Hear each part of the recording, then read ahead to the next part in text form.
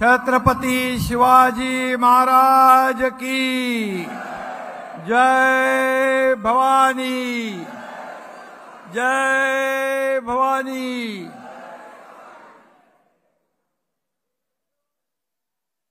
हिंदू हृदय सम्राट बाळासाहेब ठाकरे यांचा, धर्मवीर आनंद दिघे साहेबांचा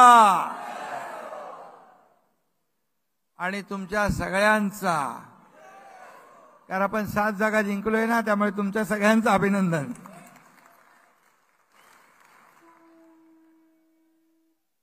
आणि व्यासपीठावर उपस्थित सर्व नेते, रामदासबाई आहेत, गजाभाऊ आहेत, आनंदराव आहेत, सर्व मंत्री, केंद्रीय मंत्री प्रतापराव जाधव, आपलं देखील मनापासून अभिनंदन करतो। 7 खासदारांचं अभिनंदन आणि स्वागत आपण केले। सर्व खासदार, आमदार, आपले सर्व नेते, उपनेते, जिल्ह्याचे प्रमुख, व्यासपीठावरील सर्व सन्माननीय मान्यवर, उपसभापती आपल्या नीलमताई आहेत, महिला आघाडी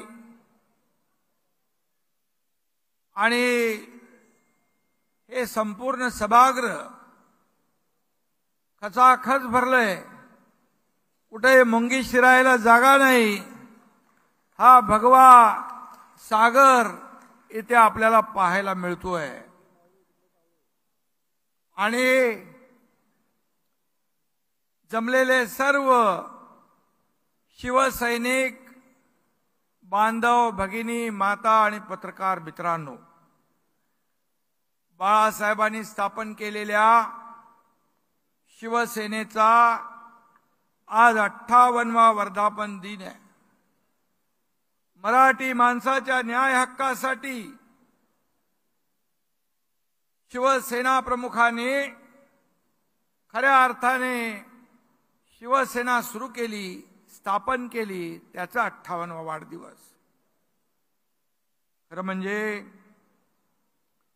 या वर्धापन दिनाच्या निमित्ताने आपल्याला मी शुभेच्छा देत असताना माझ्या मनामध्ये एक वेगळी भावना, वेगळा आनंद आहे। कारण खऱ्या अर्थाने 1966 साली आज शिवसेना त्या काळी बाळासाहेबांनी स्थापन केली आणि खऱ्या अर्थाने मग मराठी माणूस, त्याला न्याय हक्क, त्याला नोकऱ्या, हे सगळं करत असताना शिवसेनेची व्यापक भूमिका वाढत गेली। शिवसेना पूर्ण देशभरामध्ये आपली एका हिंदुत्वाचा पुरस्कार आणि गौरव करणारी संघटना म्हणून लोकप्रिय झाली। आणि आज शिवसेना वर्धापन दिन आहे। शिवसेना वाढली ठाण्यात, शिवसेना वाढली कोकणात, शिवसेना वाढली संभाजीनगरमध्ये, शिवसेना वाढली महाराष्ट्रामध्ये। आणि हे सर्व शिवसेनेचे बालेकिल्ले आहेत। आणि आपण हे बालेकिल्ले आज अबाधित राखले। कोणी म्हणाला ठाणे पडेल, कल्याण पडेल, महाराष्ट्रामध्ये आज आपण पाहिलं ठाणे, कल्याण 2-2 लाखापेक्षा जास्तीच्या मताधिक्याने आपण जिंकलं।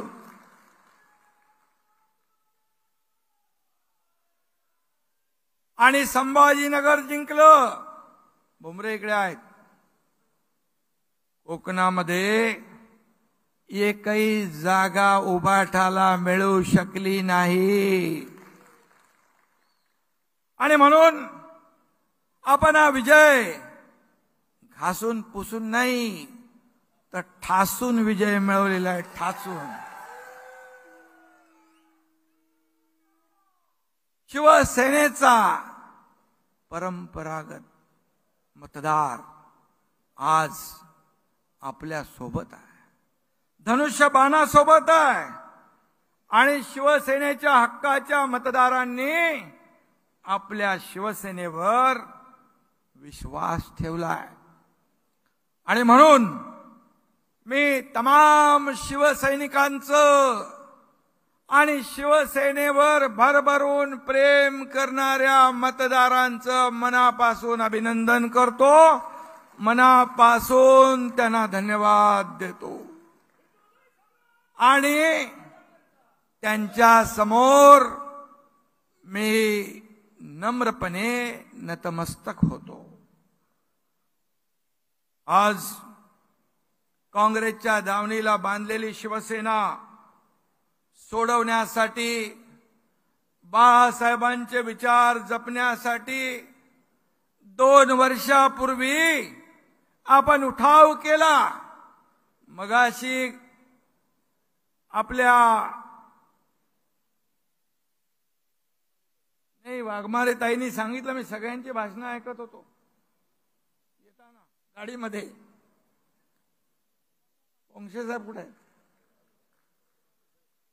गुलाबराव तर इथंच ऐकलं, बोरणारेंचंही ऐकलं. आणि म्हणून 2 वर्षापूर्वी जे आपण उठाव केला तो खऱ्या अर्थाने आज या निवडणुकीमध्ये त्याच्यावर जनतेने शिक्कामोर्तब करून दाखवलं. आणि आज आपण घेतलेला निर्णय कसा योग्य होता या निवडणुकीमध्ये आपण पाहिलं. आणि दाखवलेला जो मतदारांनी विश्वास आहे त्याला हा एकनाथ शिंदे तडा जाऊ देणार नाही, हा शब्द मी या ठिकाणी द्यायला आलो. आज बाळासाहेब असते तर काय म्हणाले असते? जमलेल्या माझ्या तमाम हिंदू बांधव भगिनी आणि मातांनो, आज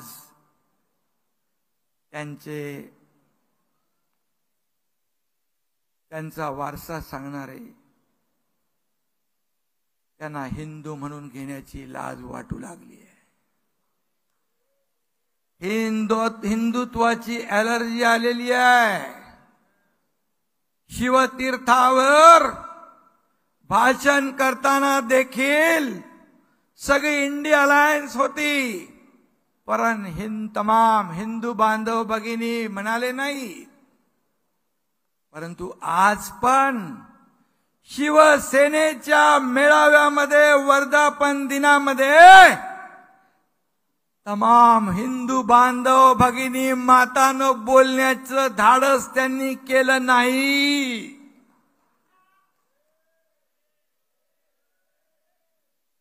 कसलं हिंदुत्व आहे तुमचं? कुठं गेलं हिंदुत्व?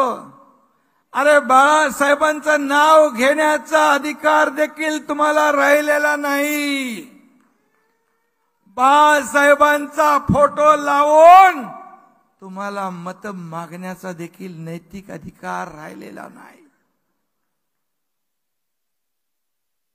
गर्व से कहो हम हिंदू है ही गर्जना बाळासाहेबांनी संपूर्ण देशात घुमली,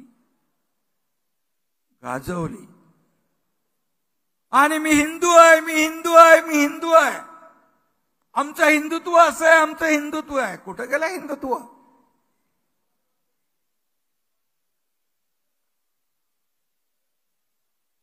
आणि म्हणून धनुष्यबाण पेलण्याची हिम्मत आणि ताकद मनगटात लागते. ते मनगट आपलं शिवसेनेचं आहे. आणि म्हणून धनुष्यबाणाला मतदान लोकांनी केलं.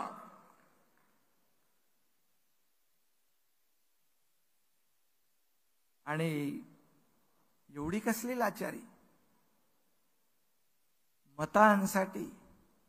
बाळासाहेबांच्या विचारांना तुम्ही तिलांजली दिली. बाळासाहेबांचे विचार तुम्ही पायदळी तुडवले. आज आपण लोकसभेच्या 7 जागा जिंकलो. रामदासभाई, आपण आणखी 3-4 जागा नक्की जिंकलो असतो.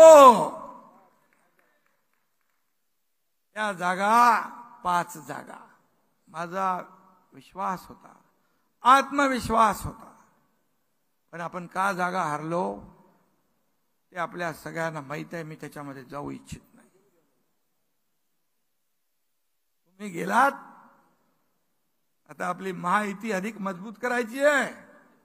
मागचं सगळं विसरून ही महायुती ताकदीने आपल्याला पुढे न्यायची आहे. कारण या महायुतीमध्ये मी या राज्याचा मुख्यमंत्री आहे. त्यामुळे माझी जबाबदारी सगळ्यात जास्त आहे. आणि म्हणून ती जबाबदारी मी प्रामाणिकपणे आपल्या सगळ्यांच्या साथीने आणि साक्षीने पार पाडेन असा विश्वास मी आपल्याला या ठिकाणी.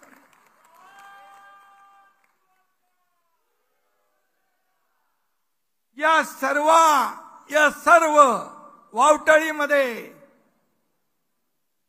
या एकंदर राजकीय परिस्थितीमध्ये शिवसेनेचा मूळ जो आधार आहे, जो मतदार आहे, तो शिफ्ट झाला नाही.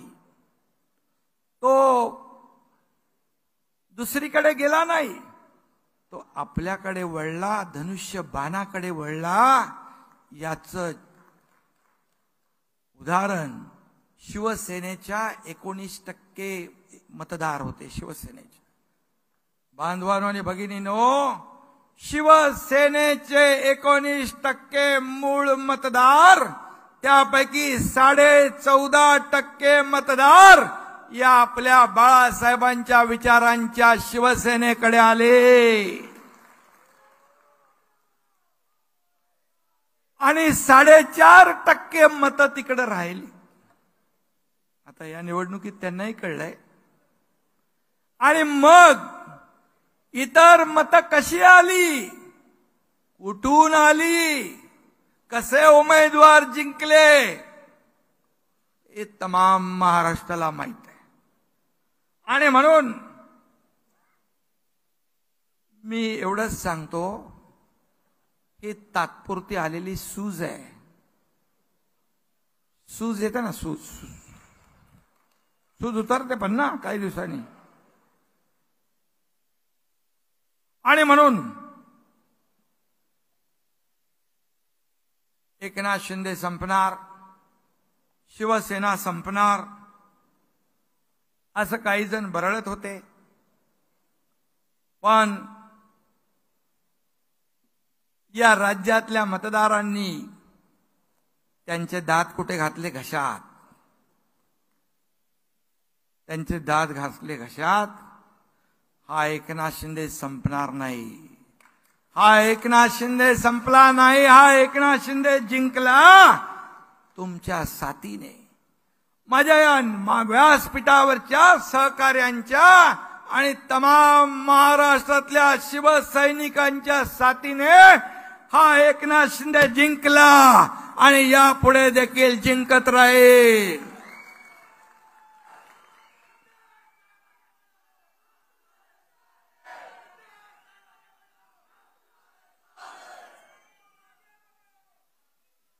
अरे हा एकनाथ शिंदे बाळासाहेबांचा सच्चा कार्यकर्ता आहे.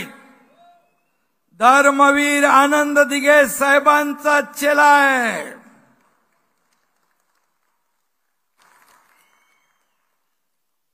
आणि तुमचं आणि या महाराष्ट्रातल्या जनतेचं प्रेम माझ्यावर आहे. आणि जोपर्यंत हे प्रेम माझ्यासोबत आहे तोपर्यंत एकनाथ शिंदे घाबरणार नाही. एकनाथ शिंदे तर कधीच घाबरला नाही. जे नको ते धाडस जे आयुष्यामध्ये या देशात कुणी केलं नाही त्या एकनाथ शिंदेने करून दाखवलंय. त्यामुळे भीती आणि डर हे माझ्या रक्तात नाही, माझ्या शब्दकोशात नाही. राजकीय पंडित काय सांगत होते? 1-2 जागा येतील, ठाणे आजचं जाईल. मरेश मस्के कुठे गेले? ते पण टेन्शन मध्ये होते. अरे ठाणे हा एकनाथ शिंदे आणि दिघे साहेबांचा बालेकिल्ला आहे.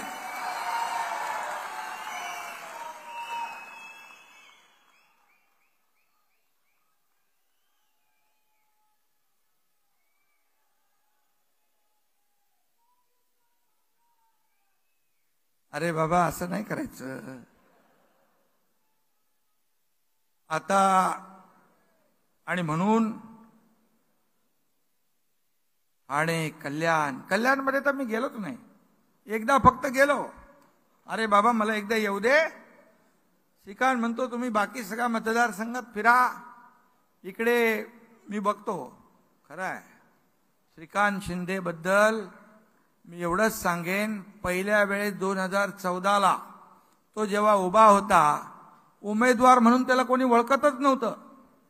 स्टेजवर तो फिरत होता ती नियोजन बघायला. राजनाथ सिंग साहेबांची सभा होती. तो पोलीस आयुक्त का डीसीपी होते. हे पोरगा कोण फिरतोय? मी बोला अरे तो उमेदवार आहे.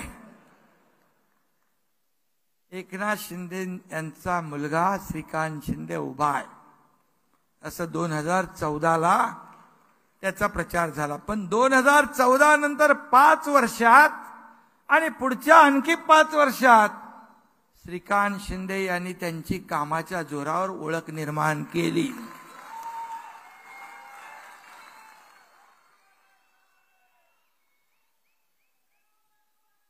आणि म्हणून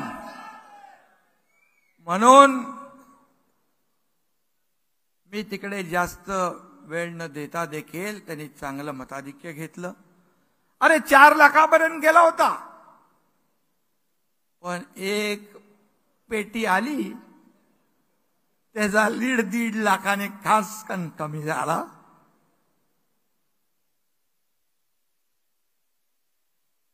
आणि म्हणून मी मगाशी जे म्हणालो, कोकणात उबाटा साप, ठाणे कल्याण पालघर संभाजीनगर सगळं साप.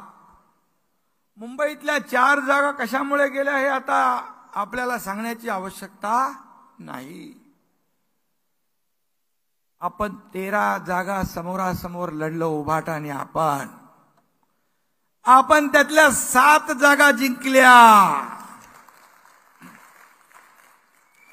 त्यांचा उभाटाचा स्ट्राईक रेट आहे 42%, आपला स्ट्राईक रेट आहे 47%. त्यांना 13 जागांवर 60 लाख मतं मिळाली, आपल्याला 62 लाख मतं मिळाली. आपल्या 15 उमेदवारांना 74 लाख मतं मिळाली. म्हणजे प्रत्येकाला सरासरी रामदास भाई 4,93,000 मतं. आणि त्यांच्या 21 उमेदवारांना किती मिळाली? आपल्याला 4,93,000, त्यांना 4,50,000. म्हणजे आपण सगळीकडे त्यांच्यापेक्षा सरस कोण आहे? खरी शिवसेना, बाळासाहेबांची शिवसेना, धनुष्यबाणाची शिवसेना आणि तुमच्या सर्वांची शिवसेना सरस ठरली.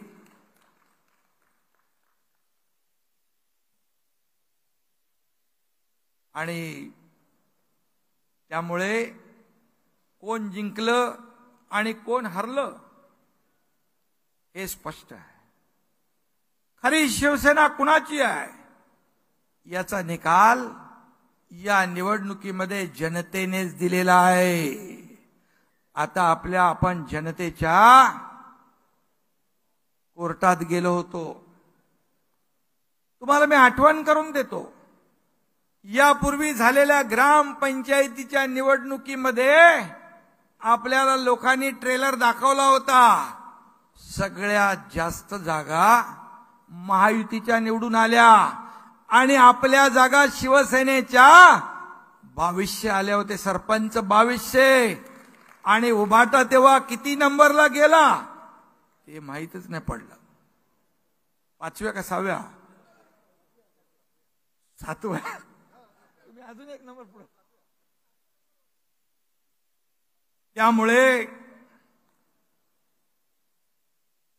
आता खरी शिवसेना, आणि दुसरं मी सांगत नाही कोण आहे हे सांगण्याची आवश्यकता नाही. आणि म्हणून वर्धापन दिन साजरा करण्याचा अधिकार हा तुमचा आणि आमचाच आहे.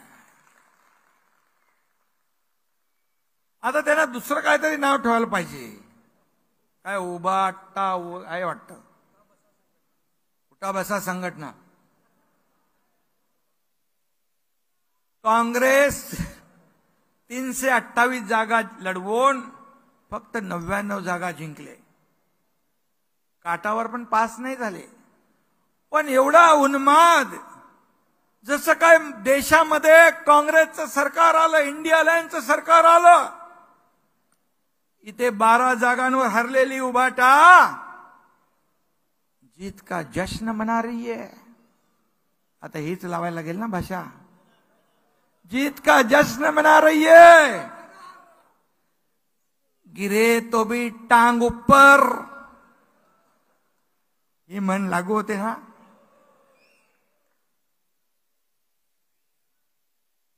ते जाऊ दे, ते रामदास भाई बोलतील. दूधखुळ पोरगही सांगेल, उभाटा काँग्रेसच्या वोट बँकेमुळे जिंकलेली आहे. आणि त्या वोट बँकेने त्यांना तारलंय. अरे 21-22 जागा लढून 9 जागा आल्या. आणि म्हणून सत्तेसाठी विचार, बाळासाहेबांचे विचार सोडणारे, त्यांना काय म्हणायचं, विचार सोडणारे हे लाचार. आणि काँग्रेसला गाडण्याची भाषा नेहमी बाळासाहेब करायचे. या काँग्रेसने बाळासाहेबांच्या मतदानाचा अधिकार काढून घेतला होता. त्याच काँग्रेसला मतदान करताना उभाटाचे हात थरथरले कसे नाहीत.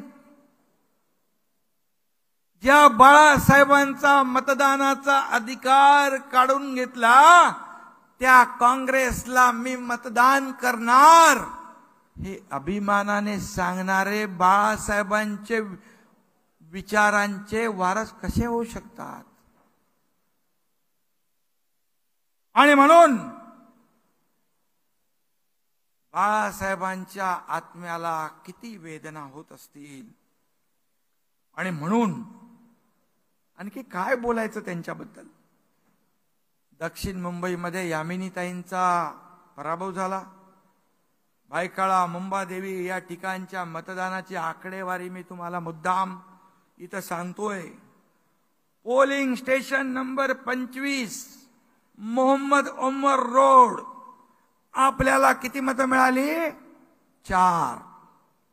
त्यांना किती मिळाली? 542. बूथ नंबर 202 मिर्झा गालिब मार्ग, त्यांना मिळाली 797. आपल्याला किती मिळाली? 5. इथल्या 33 पोलिंग स्टेशनवर आपल्याला फक्त 187 मतं, त्यांना 17,816 मतं. मुंबादेवीची हीच परिस्थिती आहे. सिंगल डिजिट मध्ये आपल्याला मतदान आणि त्यांना आपल्याला 241, त्यांना 20,045. आता तुम्हाला कळलं कशाच्या जीवावर ते जिंकले, कुणाच्या मतांवर जिंकले.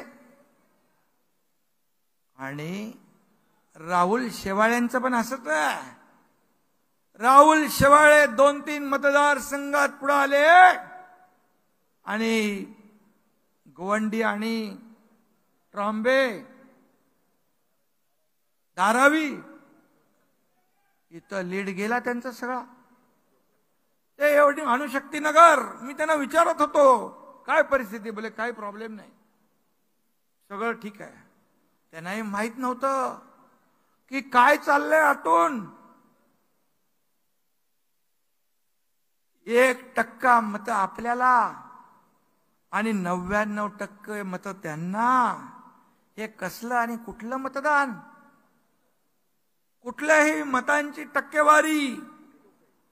इथे कुठला मोबाईल फोन लावून ईव्हीएम हॅक केलं होतं त्यांनी सांगा बरं. 99% मत तुम्हाला. ही लोकशाही कुठली? मग आम्ही घ्यायचं का ईव्हीएम वर संशय? तुम्ही कुठला ओटीपी टाकून ईव्हीएम हॅक केला होता ते? तुम्ही जिंकला म्हणजे ईव्हीएम चांगलं, तुम्ही हरला म्हणजे ईव्हीएम वाईट. अरे ईव्हीएम हॅक करता आला तर वयामिनी ताईनी शेवाळे दोघंही जिंकले असते ना. आपल्या रवींद्र वायकर यांचा विजय त्यांच्या फार जिवारी लागलेला आहे. बघा,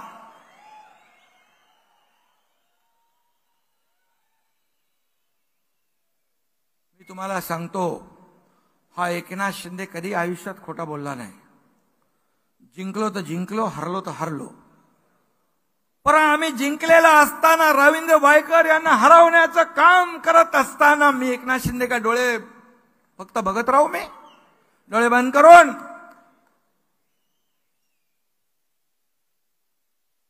मग ते कुठलं मोबाईल, कोणाचा मोबाईल, तिथं मोबाईल बरेच असतात, तिथं फोनवर बोलल्यावर मोबाईलने हॅक केला. अरे जिकडे तुम्ही जिंकले तिकडे चांगली आहे ईव्हीएम. आणि म्हणून जे ईव्हीएमच्या बद्दल अनेक एक्सपर्ट लोकांनी देखील काही मतं मांडली. रवींद्र वायकर यांचा विजय पूर्णपणे जनतेचा विजय, तुमच्या मेहनतीचा विजय, मेरिटवर मिळालेला विजय आहे. कुठेही जा, कधी जा, पण विजय हा जनतेने दिलेला विजय आहे. खऱ्या शिवसेनेचा विजय आहे. नियतीने बघा,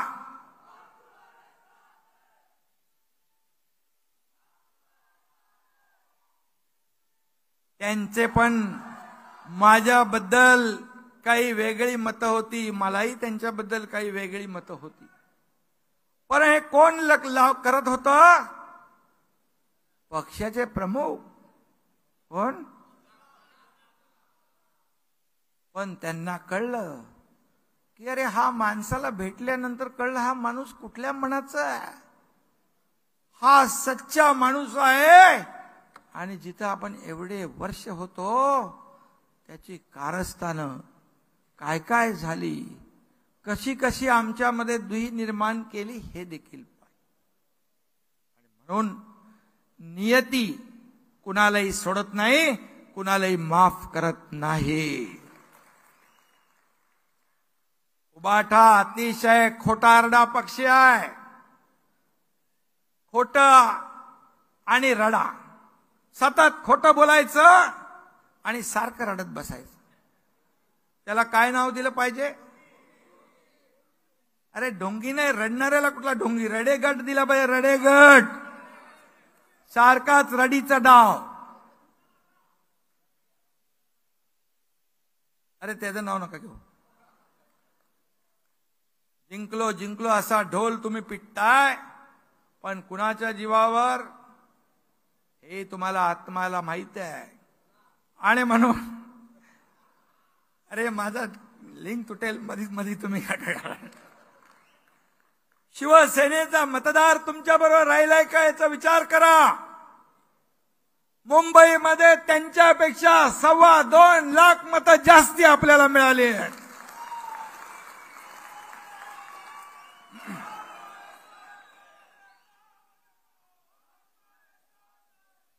उबाटाच्या मिरवणुका आपण पाहिल्या? उबाटाच्या मिरवणुका पाहिल्या का? निवडणूक प्रचारात झेंडे बघितले? पाकिस्तानचे हिरवे झेंडे फडकत होते.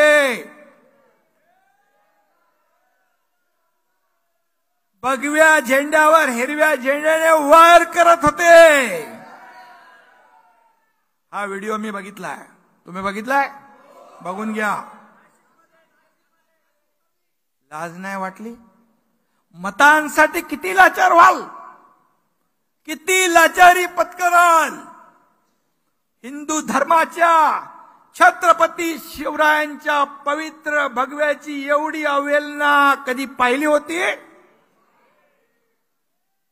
याचं उट्ट तुम्ही विधानसभेत काढणार की नाही?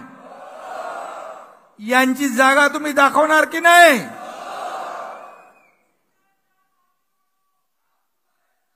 इक्बाल मुसा सारखे दुश्मन, या देशाचे बॉम्बस्फोट मधले आरोपी यांच्या प्रचारात होते. त्याची दुसरी खबर काय होती? कोण तो बॉम्बस्फोटातला आरोपी? याकूब मेमन. त्याचं उदात्तीकरण तुम्ही केलं. त्याचे कार्यकर्ते तुमच्या ऑफिसमध्ये फिरत होते. मतांसाठी पाकिस्तानच्या कसाबला तुम्ही डोक्यावर घेतलं आणि तुम्ही म्हणू लागलात काय आपले ते साळसकर, कामटे आणि ओंबळे, करकरे, एक गोळी, कसाबच्या गोळीने ते शहीद झाले की नाही याच्यावर शंका उत्पन्न करता? अरे ज्या ओंबळेंनी कसाबला AK-47 सकट पकडला, अख्ख्या गोळ्या पोटात घेतल्या पण कसाबला सोडलं नाही, त्याच्यावर, या शहीदावर तुम्ही प्रश्नचिन्ह निर्माण करताय.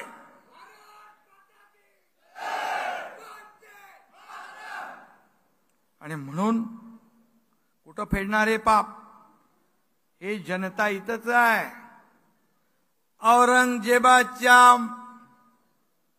औरंगजेबाचे गोडवे गाणाऱ्यांच्या मांडीला मांडी लावून तुम्ही बसताय.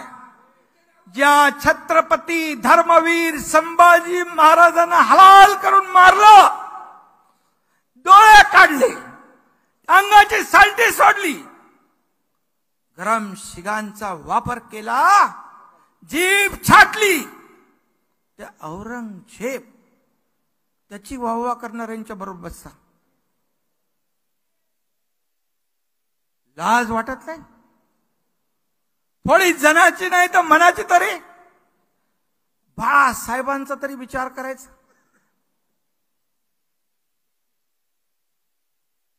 बघा, अशी पोंक्षेंचं मी भाषण ऐकत होतो, त्यांनी याचा उल्लेख केला. मत मिळवण्यासाठी कुठून फतवे निघाले हे पण सगळ्यांना माहित आहे.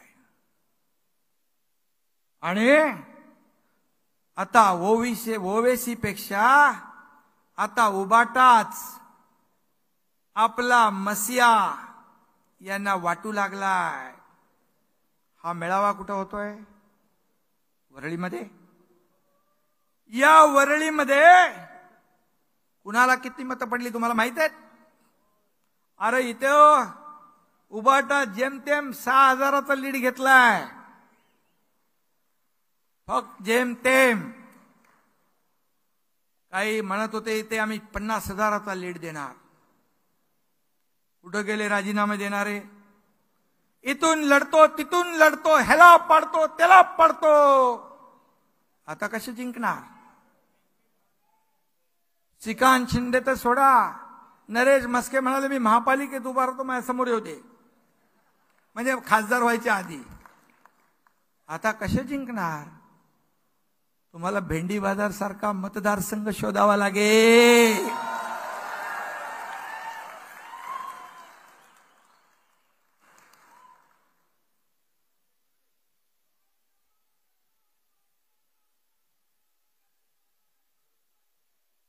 आता ती दाखवा, तुमच्या हातात आहे.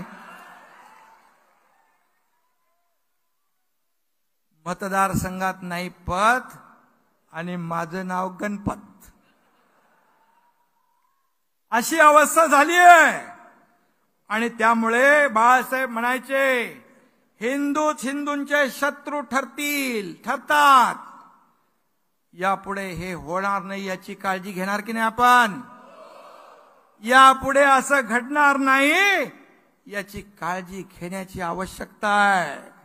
आणि हे मुंबईला आणि या देशाला देखील न परवडणार आहे. आणि म्हणून वेळी सावध व्हा. अल्पसंख्याक समाजाच्या विरोधामध्ये बाळासाहेब कधीच नव्हते, आम्ही नव्हतो. नाही, रामदासभाईंनी देखील सांगितलं, किती कार्यकर्ते आपल्या अल्पसंख्याक समाजाचे आहेत, पदाधिकारी आहेत, मंत्री आहेत, परंतु बाळासाहेबांचा त्यांना कधी विरोध नव्हता. परंतु बाळासाहेबांचा विरोध होता तुष्टीकरणाला, वोट बँकेच्या घाणेरड्या राजकारणाला त्यांनी कायम विरोध केला. आणि म्हणून देशद्रोही पाकिस्तान धार्जीने इथे इंडिया हरली की पाकिस्तान मध्ये फटाके वाजायचे आणि इथे पाकिस्तान जिंकल्यावर आपल्या इथे फटाके वाजवणाऱ्यांच्या विरोधामध्ये बाळासाहेब होते. देशभक्त मुसलमानांच्या विरुद्ध बाळासाहेब कधीच नव्हते आणि आम्ही पण नाही. परंतु मतांचं घाणेरडं राजकारण कुठल्या थराला जाऊ शकतं हे या निवडणुकीत आपण पाहिलंय. आणि म्हणून वोट बँकेसाठी बाळासाहेबांच्या विचारांचा घोट घेणारे अवला आज आपण पाहिले. उबाटाई चायनीज छत्रीसारखी आहे, तिची काहीच गॅरंटी नाही. आज इधर कल उधर तो परसों और किधर इधर. सत्तेसाठी ते काय पण करू शकतात. आणि म्हणून आज त्यांच्या वर्तमानपत्रात मोदींच्या विरोधामध्ये काय तर लिहिलं, हेडलाईन मी वाचत होतो आणि म्हणाले महाराष्ट्र गद्दार मुक्त करणार. अरे तो तर आम्ही 2 वर्षापूर्वीच केलाय.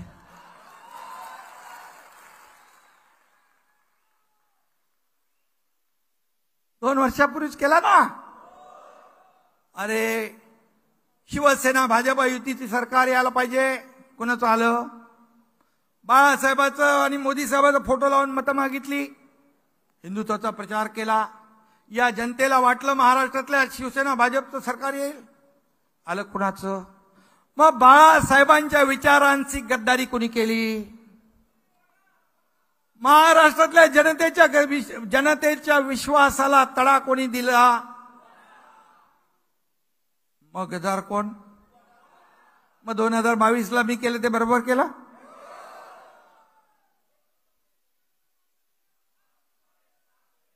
आणि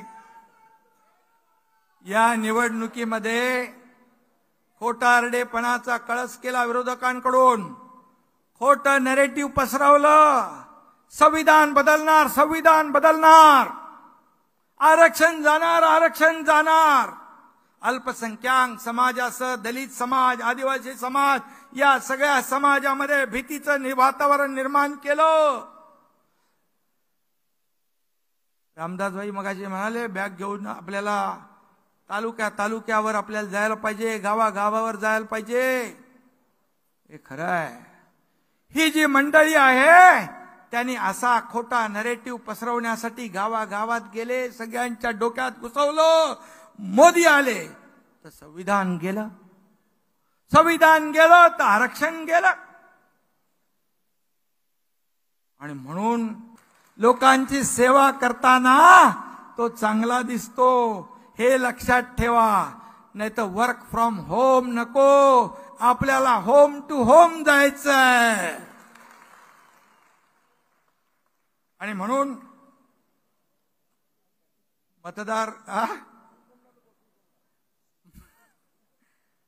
मतदार यादीत नावं कमी झालेली आहेत, ती शोधा लगेच ताबडतोब. ती नावं टाकून द्या. काही लोकांनी फोटो दिले नाही म्हणून नावं कापलेली आहेत, ती नावं पुन्हा नोंदवा. नवीन मतदार नोंदणीची मोहीम सुरू आहे, त्याच्यात आपण लक्ष द्या. विशिष्ट ठिकाणी मतांचा टक्का वाढतोय, पण आपल्या मतांचा टक्का कमी का होतोय याचा देखील विचार आपण करा आणि हा धोका लक्षात घेऊन आपला मतांचा टक्का वाढवा. आपण बेसावध राहिलो, आपण जिंकणारच आहोत या भ्रमामध्ये राहिलो, पण ही चूक पुन्हा करता कामा नये. आणि म्हणून मतदार संघ न्याय आपण कुठे कमी पडलो, आपण कुठे चुकलो याचं आत्मपरीक्षण करा, अभ्यास करा आणि त्यानुसार आत्ताच आपल्याला स्ट्रॅटेजी ठरवण्याची आवश्यकता आहे. मला आता रामदासबाई मगाशी मलाही बोलले आणि जाहीर भाषणातही बोलले. आणि म्हणून 2 वर्षात आपल्या सरकारने केलेली कामं लोकांपर्यंत पोचवा. 10 वर्षात मोदीजींनी केलेली कामं लोकांपर्यंत पोचवा. विरोधकांच्या खोट्या प्रचाराची दुर्गंधी ताबडतोब पसरते. आपल्या विकासाचा सुगंध आणि आपल्या विकासाची कामं तुम्हालाच पोचवावी लागतील, आपल्यालाच पोचवावी लागतील, दुसरा कोणी येणार नाही. आज आषाढीच्यावर टीका करताय, आपण योजना केली, स्वागत करायचं सोडून त्याच्यावर टीका करतायत. आणि म्हणून खोटं बोला पण रेटून बोला. ही गोबेलचे बाप रोज सकाळी उठतात आणि खोटं बोलतात, यांचं खंडन केलं पाहिजे. आपण वस्तुस्थिती लोकांसमोर आणली पाहिजे. हे असं नाही, हे असं आहे, तरच विधानसभेत आपण मोठ्या प्रमाणामध्ये यश मिळवू शकतो. त्यांचा खोटारडेपणा खोडून काढा. आणि म्हणून मी आपल्याला एवढंच सांगतो, जंग जंग पछाडलं, मोदी द्वेषाने सगळे एकत्र आले, काय झालं? मोदी हटाव, मोदी हटाव, मोदी हटाव. मोदी तो हटाने, मोदी हटाओ हटाओ म्हणणारे मोदी हटाने वाले तो हट गए, मोदी जी तो बैठ गए. अब क्या करेंगे? आणि म्हणून मोदींना तुम्ही रोखू शकले नाही. काही लोक म्हणाले तडीपार करा, पण तुम्हाला सत्तेपासून या देशातल्या जनतेने तडीपार केलंय हे विसरू नका. आणि म्हणून हे डबल इंजिनचं सरकार आहे. 2 वर्षात डबल इंजिन सरकारने काम केले. आता केंद्रात एनडीएचं सरकार आहे आणि राज्यामध्ये देखील आपलं महायुतीचं सरकार आल्याशिवाय राहणार नाही. काळ्या दगडावरची भगवी रेघ आहे. पुढच्या 5 वर्षात या विकासाला बुलेटचं इंजिन लागल्याशिवाय राहणार नाही. या वेगाने आपण काम करू. आणि म्हणून एवढंच सांगतो, यांना आता थोडा काहीतरी जमाल घोटा द्यायला पाहिजे की नाही? यांची सूज जी आहे, सूज आलेली जनता उतरवेल की नाही? आणि म्हणून यांना हिंदुत्वाचा झेंडू बाम आहे ना, तो लावायची वेळ आलेली आहे. झेंडू बाम माहित आहे ना? त्यासाठी आपल्याला प्रचंड मेहनत करायची आहे. त्यासाठी आपल्याला आज निर्धार करायचा आहे. आपला निर्धार आहे शिवसेना मजबूत करण्याचा. आपला निर्धार आहे शिवसेनेचा विचार जपण्याचा, बाळासाहेबांचे विचार जपण्याचा, हिंदुत्वाची शान राखण्याचा. आणि आपला निर्धार आहे राज्याच्या प्रगतीचा आणि समृद्धीचा. आणि आपला निर्धार आहे विरोधकांना चारी मुंड्या चित करण्याचा. आणि आपला निर्धार आहे या विधान भवनावर पुन्हा एकदा महायुतीचा भगवा झेंडा फडकवण्याचा. आणि म्हणून आगामी निवडणुकांमध्ये विजय मिळवल्याशिवाय स्वस्थ बसणार नाही, अशी शपथ आज आपण घेऊया. घेणार? सगळ्यांनी शपथ घ्या. या विजयासाठी आजपासून आपण कामाला लागूया. आता आपला एकच नारा, ग्राम सभा ते विधानसभा, धन्यवाद. जय हिंद, जय महाराष्ट्र. साहेबांना विनंती.